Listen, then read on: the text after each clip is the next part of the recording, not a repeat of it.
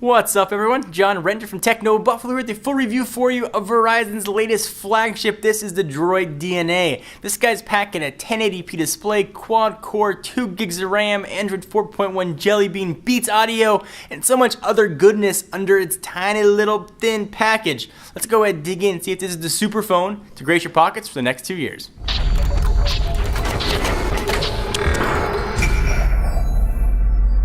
As far as Android phones go, the Droid DNA's got it all. Good looks and specs to match. It's packed with the same killer 8-megapixel camera we saw on the HTC One X, the latest quad-core Snapdragon S4 Pro processor from Qualcomm, a wide-angle front-facing camera we saw on the HTC 8X, Beats audio, 2 gigs of RAM, and so much more.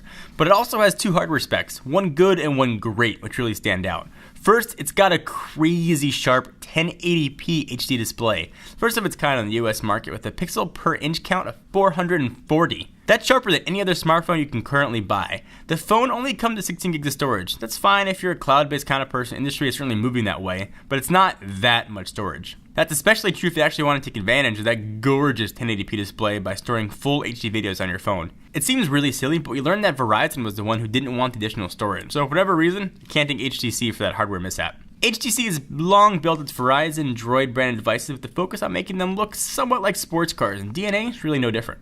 It has a red racing stripe, mesh running down both sides. Don't let that mislead you. Those are speaker grills for getting your jams on. There's also a red ring on the 8-megapixel camera, a red power button that's top of the phone, and a brushed aluminum volume buttons on the right side. There's also a 3.5mm headphone jack on top, making a small mini SIM port. The micro USB charging port is on the bottom, and the phone has a super annoying hatch protecting it. The device itself is built out of polycarbonate plastic and has a unibody design, which means it feels absolutely solid. Alright, so back to that 1080p display for a second. It is stellar. Text is noticeably much crisper than what I've seen on any other smartphone, especially when reading websites or books.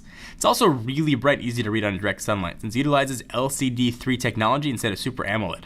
Viewing angles totally rock too. You can see the screen from nearly every angle with total ease. Lastly, there's a small looking wheel on the back of the phone that's super hard to notice without looking for it. This is actually an LED indicator, although it's basically completely useless. I'm not sure why it was put on the back of the phone instead of on the front.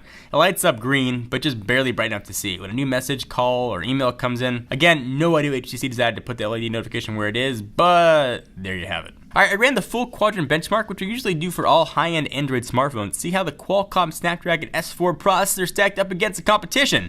The Droid DNA received an overall score of, drumroll please, 7,461, which blew the HTC One X totally out of the water, bested the Asus Transformer Prime TF201 and several other devices. Keep in mind though that the quad-core processor has to be able to render every single pixel on display, which really puts a toll on how well it stacks up against other quad-core phones. Basically, it looks like you're future-proofing yourself with the Droid DNA when it comes to more power-intensive apps and games that are no doubt going to launch in the coming year. Finally, before I forget, Droid DNA is a global smartphone and ships unlocked. That means you can actually pop in an AT&T SIM card and use HSPA in the United States, or even T-Mobile's Edge network. You probably won't want to, especially if you buy it on contract, but it's nice to know the device is totally unlocked out of the box. Alright, so let's go ahead and jump over to software. Stop worrying about the upgrade from ice cream sandwich to Jelly Bean. The Droid DNA runs Android 4.1 right out of the box, which means you get buttery smooth performance, amazing Google Now support, and the option to use your voice for Google's pretty awesome Google search engine. HTC also slathered its own HTC Sense 4 Plus user interface, which has a few design tweaks over Sense 4.0 skin that launched on the One X. The keyboard has changed a bit, which takes some getting used to if you're already using an HTC phone, but it's still a breeze to type on. I also love that there's a settings button right on the notifications shade, which makes it easier to jump in and turn off GPS settings, connect to Wi-Fi network without having to dig through menus to get to them. Sense has really been one of our favorite Android skins. TouchWiz is great sometimes, but it's too colorful for me and seems too cartoonish. I like how Sense 4 Plus looks on this phone. Obviously others do too, since its weather widget has been widely copied on a ton of third-party apps.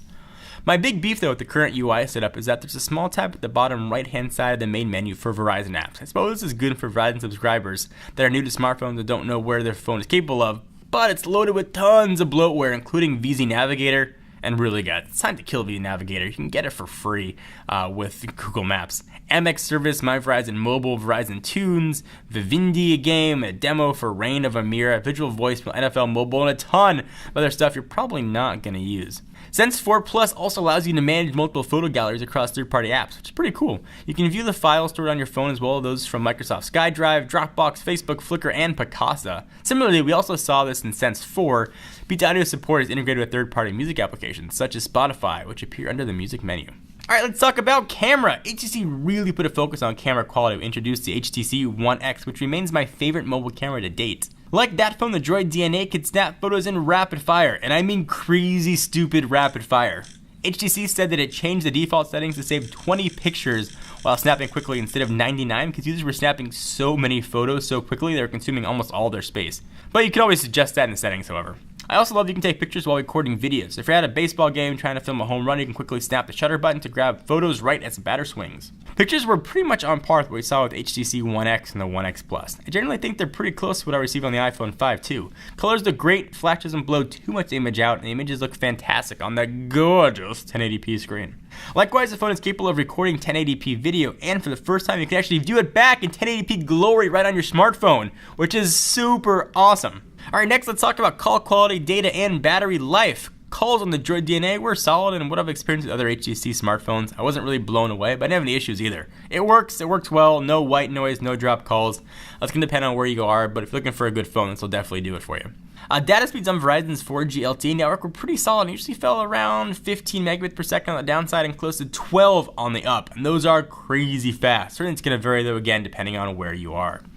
Droid DNA features a 2020 mAh battery, which was able to get me to the end of the day with about 25-30% charge, which is pretty okay in my book, because I usually charge at the end of the day anyway. Again, it's pretty surprising considering the size of the screen and the amount of power that's under the hood. So what's the final verdict on the Droid DNA? We'd only got docked 1 point for lack of storage. Again, we can't ding HTC for that. That was on Verizon's end as they dictated the storage size. This phone is almost near perfect. With its killer specs, 1080p screen, you can finally view back the content as you filmed it. And this is expressed to me that it's kind of like watching Blu-ray on a laptop. Yeah, it looks great, but it still is a tiny screen. But at least you've got the option to view it on there. If you want to watch your video on here, you can. It's going to be in 1080p, or you can just pop it on a TV or any other format that you want to use it. It's a really solid phone I can definitely recommend, and it gets a very solid 9 on the Techno Buffalo score. If you want to get more tech news, check us out at technobuffalo.com for latest and greatest. I'm John Renger from Techno Buffalo. See you next video.